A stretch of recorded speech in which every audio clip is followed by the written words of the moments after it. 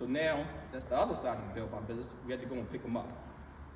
So they call it bail enforcement agent, bounty hunting, fugitive recovery, all the same thing. You still have to have an individual.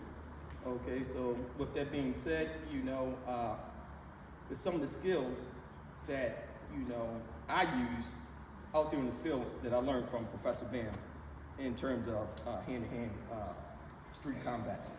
Okay, so we had one individual, and I know some of you guys heard this story before. I know Mr. Tony heard before, my son heard before. One individual, he didn't go to court. He's up there in Philadelphia. So it's three of us. So we go to the door to apprehend him. We knock on the door, okay?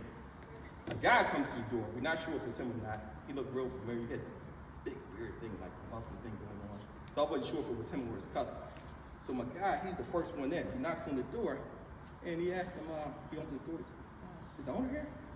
He said, yeah, he's upstairs. He said, well, can you go up there and get him? So he goes to walk up the steps. And as I noticed as he's walking up the steps, this is wintertime now, I noticed a bulge right here. But I don't want to say anything, right, until I get close enough. So my guy said, no, come back down. I'm going to go up and get him. So as he went to go past him, come back down, I stepped inside the door, and when we first get your door, just came fresh out of class. So everything's fresh in my mind, my training. Like that. So then as I go ahead, I step in, I go like this. So I turn around, so I tell him, put your hands up. Yeah, like he didn't hear me. So I said, put your hands up, sir.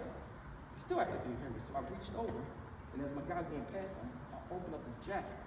He has a submachine gun across his body with a shoestring holding it. So in all the training, you got code words like for OC spray, we yell blue.